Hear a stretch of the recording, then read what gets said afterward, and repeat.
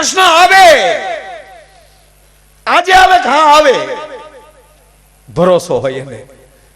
સાહેબ મારે 95 વર્ષ પહેલાની વાત કરવી છે. નરસિંહ મહેતાને કદાચ 650 વર્ષ થયા છે, મીરાને એટલો સમય થયો છે. 90 વર્ષ પહેલા મારા તમારા બાપ દાદા ત્રીજી પેઢીની હાજરી હોય, એનો એક મારે દાખલો. આ ભરોસો હોય તો કેમ આ હિન્દુસ્તાનની ભૂમિમાં ઘટના ઘટી ચૂકી, અત્યારે ઘટે. આ એટલું માણા હરિહર કરે, કોણ કરાવે? પૈસા નીકળે કે વ્યવસ્થા તો અસ્તિત્વ જ કરતું હોય છે. 95 વર્ષ પહેલાનો દાખલો મારે સત્ય તમને દેવો છે. હાલનું ધાંગધ્રા,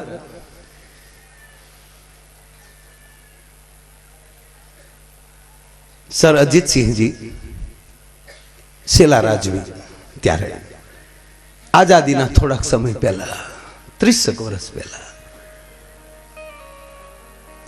રાજકોટની રાજકુમાર કોલેજમાં ભણેલા. હવે નક્કી કરી લો કેટલો સમય થયો.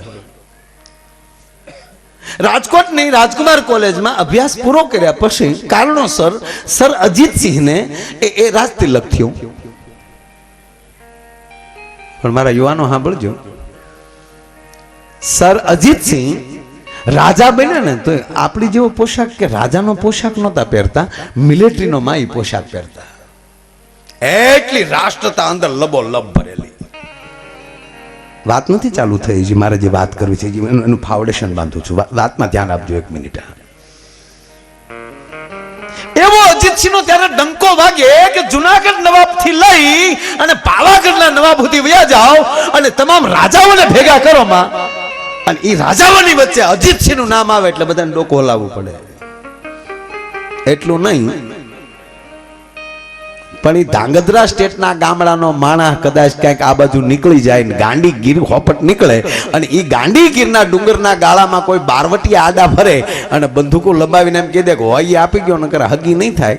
ત્યારે ઓલો માણસ એમ કહે કે બાપા અમારે દેવામાં કાંઈ વાંધો નથી, દઈ દેશું, પણ અમે ધાંગધ્રા સ્ટેટના છીએ. ત્યારે બંદૂકો પાછી હટી જતી. બાપા ભૂલ થાય છે, અજીતસિંહને ન કહેતા, ગોતીને ખેહીને મારી નાખે એવડી જેની તાકાત.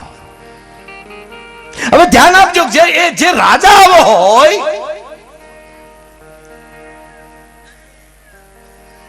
તો એની અંદર લૂંટ કરનારો, ચોરી કરનારો ચોર કેવો હોય? એવો ચોર કે એવો ગુનો કરનાર માણસ જો એવો તાકાતવાન હોય તેને પકડનાર પોલીસ કેવી હોય? અને એ પાછો જેલમાં જેને રાખવામાં, જેલની અંદર જે નોકરી કરતી એ પોલીસ કેવી હોય? એમાંની એક પોલીસ. હવે વાત ચાલુ થાય. માં કાલ 95 વર્ષ પહેલાનો માં દાખલો ભાઈ, એ પોલીસમાં નોકરી કરનારો માણસ, નામ એનું દેહળ. પોલીસમાં નોકરી કરે ત્યારે એ સમયમાં સાહેબ 2 રૂપિયા પગાર મહિનાનો. એમાં ટાઈમ ટુ ટાઈમ નોકરી કરવાની, ઘરનો વ્યવહાર કરવાનો, પણ સાહેબ એમાં સમય મળે ભગવાન ગોવિંદના ગુણ ગાવાના. હરે કૃષ્ણ હરે કૃષ્ણ હરે કૃષ્ણ. જ્યાં ભજન હોય ત્યાં દેહળને જવાનું. ટૂંકી વાત લઈ લઉં સાહેબ, એમાં એક દી બરોબર રાત્રિનો પહેરો દેહળનો જેલ ઉપર, રાતની નોકરી, અને બરોબર રાતે 9 વાગે પોતાના ઘરેથી જેલે જવા માટે નીકળવું ધાંગધ્રાની બજાર. એમાં એક ભાઈ હામા મળ્યા, દેહળ જય દ્વારકાધીશ. જય દ્વારકાધીશ ભાઈ. કઈ બાજુ દેહળ? રાતની નોકરી છે ને ભાઈ, આજે મારે જેલ ઉપર જાઉં છું. સારું સારું દેહળ, પધારો, જાઓ, કાંઈ વાંધો નહીં. કે ના બાપા કામ હું તું? ના હવે કઈ કામ નથી, તમારે હા જે નોકરી જ છે. તો પછી શું કહ્યું કે ના મને વાત તો કરો કે દેહળ આજે ભજન છે, દિવસે વાયક દેતા ભૂલી ગયો તો કુંભારવાડાને નાકે ભજન રાખ્યા છે, તને વાયક દેવા આવ્યો. તો પેલા નિયમ હતો વાયક લે તો જવું પડે. દેહળ હાથ જોડાય, બાપા વાયક નથી લેતો, જે દ્વારકાધીશ કરે કે ભલે ભલે બાપા જે દ્વારકાધીશ. હવે જો દેહળની સાથે બીજા 5 જણા નોકરી કરે છે, 6 જણાની ડ્યુટી છે. એમાં એ 5 બીજા અને 6ઠો દેહળ એ જેલે પહોંચ્યા, પોતપોતાની બેરકો સંભાળી, જેલની ચાવીઓના જુડા સંભાળ્યા, કેદીઓ ગણાણા. ટૂંકમાં એની નોકરી સંભાળી. 10, 10:30, 11 વાગ્યા રોજ ભેળા રહેતા હોય ને એને બહુ ખબર પડે મારા બાપ. એમાં એક જણાએ દેહળ ને ટકોર કરી કે દેહળ જય દ્વારકાધીશ, કે જય દ્વારકાધીશ. શબ્દમાં ધ્યાન આપજો સાહેબ. હવે આ વાત સાંભળવા કરતા દેહળ જય દ્વારકાધીશ, જય દ્વારકાધીશ ભાઈ. દેહળાજ ક્યાંય ભજન છે?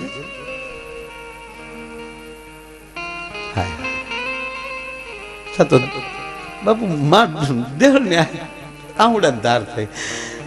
તને કેમ ખબર પડી ભાઈ કે દેહળ તને હક નથી? એટલે તને હક નથી ને એટલે મને લાગે ક્યાંક ભજન હશે આજ. અને આજે મારો ભેરું ભેડવાનો હોય એવું અમને લાગે કે હા ભજન છે. ધ્યાન દેજો.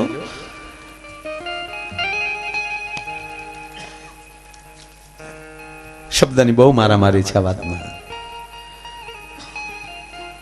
હે દેહળ તો રાત જાહે કે ના? રાત નહીં જાય મારાથી. ભાઈ બંધો કરો તો આવા કરજો. અને ત્યારે દેહળની પાસે જઈને ઓલો જે મિત્ર હતો ને એને કીધું, કારણ કે જવાબદારી ચાવીઓ સંભાળવાની મોટી જવાબદારી દેહળ પાસે છે. આ 5 તો નાના છે. આજના ઓલામાં ગઈ કે આ જમાદાર છે. દેહળ આ ભેરું ઉપર ભરોસો હોય તો લાઈવ ચાવીની જોડીઓ મારી પાસે અને પાછલી દિવાલેલી નીકળી જાય. પણ દેહળ 2 ભજન ગાઈને વૈયાવ છે. અજીતની જેલ 2 ભજન ગાઈને વૈયાવ નીતર તરથી રાત નહીં જાય. કારણ કે તારા અંદર ભજન જે રમે છે એ ઓલવા હે નહીં. તું જા. નાને તો એટલું જ જોતું હતું કોઈક જવાબદારી વાળો જોવે. અને જેની અંદર ભગવાન હોય ને સાહેબ ગમે ઉપર ભરોસો મૂકી દે, ગમે એની માથે. પાછલે દિવાલેથી દેહળનું નીકળવું 11:30 ભજનમાં પહોંચ્યો. બાપુ ખોળામાં રામસાગર આવ્યો માં. હવે નરસિંહ મહેતાના હાથમાં કડતાલ આવી જાય જો એના બાપનું હરાદ યાદ રે તો દેહળના હાથમાં રામસાગર આવ્યા પછી જેલ યાદ રે. ધીરે ધીરે રામસાગર ઉપર આંગળીના ટેરવા મળ્યા ફરવા. વટાવડા છીએ વાટના, વાટે ઘાટે વિલંબ ન કીજીએ. ભજનનો ઠાર મળ્યો લાગવા. એ દેહળની આંખમાં આહુડા પડે. આહુડા રામસાગરના તાર ઉપર પડે. આંગળીના ટેરવા તારને અડે અને આહુડાની સોયડું છૂટે થયો. 11:30, 12, 12:30 અને બરોબર 1 નો ટકોરો થયો. 1 વાગે બરોબર દરબાર સર અજીતસિંહ 21 ઘોડેસવાર સાથે માં જેલ ઉપર ચેકિંગમાં. જેલની ડેલીની બહાર ઘોડા ઉભા છે અને ઘોડા ઉપર ઉભે બેઠેલા સર દરબાર અજીતસિંહે અવાજ કર્યો, દેહળ, એ દેહળ. સાહેબ જેલમાં લેવા. જી સરકાર. બહાર આવો દેહળ.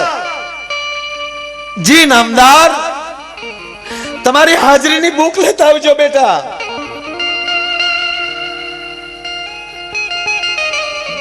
એ જ ડેલીની બારી ખુલી. દેહળના હાથમાં ફાનસ છે, એક હાથમાં હાજરીની બુક છે. દરબારની સામે આવી બુક પટામાં ભરાવી, ફાનસ નીચે મૂક્યું, દરબારને સલામી આપી, ફાનસ ઉપાડ્યું, બુક લઈને દરબારને ઘોડા ઉપર બેઠેલા દરબારના ગોઠણ ઉપર મૂકી ફાનસ ઊંચું રાખ્યું. સર અજીતસિંહે રાતના 1 વાગે પોતાના ગોઠણ ઉપર બુકને રાખીને રાતના 1 વાગે દેહળની હાજરી પૂરી, સમય લખ્યો, સાઈન કરી દેહળને બુક પાછી આપી. જાઓ દેહળ. દેહળ જેલની ડેલીમાં અંદર, બારી બંધ થઈ.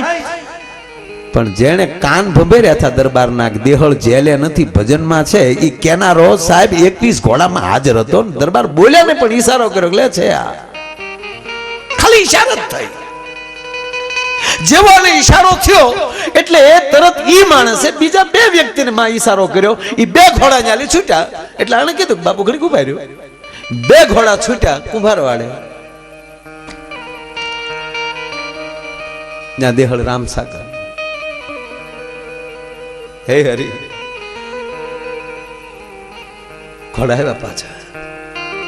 કા છે બાપુ ઘોડા બાજુ લ્યો ને થોડા. વાવડો આમ ઘોડા લીધા અને દેહળનો અવાજ સંભળાતો હતો. ત્યાં ઘોડા ઉભા રાખ્યા કે બાપુ સાંભળી લ્યો. દેહળ નો જવા દે.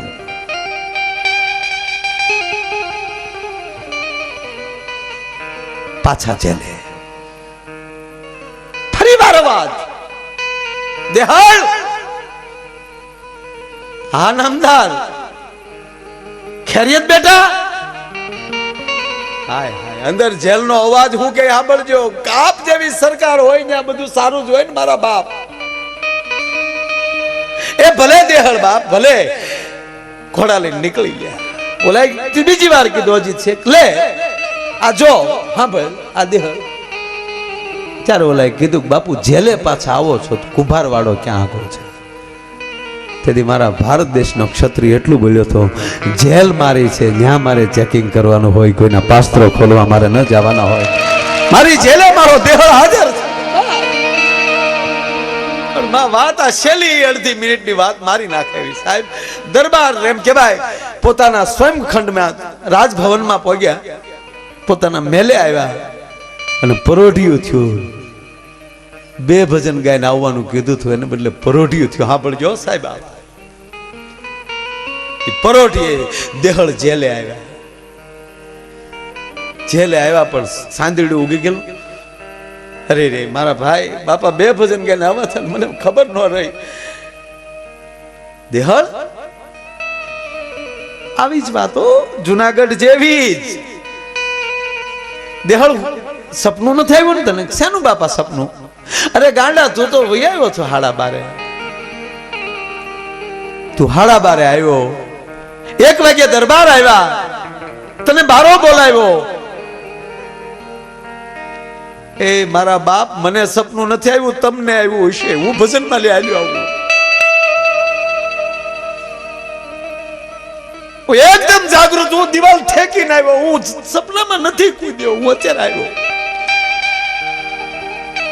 ખોટું બોલું તો મને મારા દ્વારકાધીશ ના સાહેબ પાંચેય ભેટીને રડ્યા. બહુ કહેવા ગયો મને. એ પાંચેય જણા એટલું બોલ્યા ધન્ય છે દેહળ તારી ભેગી નોકરી કરવામાં. ભજન શું કહેવાય દેહળ એમને ખબર નથી. તારી જેવાની ભેગી નોકરી કરી. હવે મેં સાથી ઠોકીને કહી શકશું 1.5 કલાક અમે દ્વારકાધીશ ભેગી નોકરી કરેલી છે.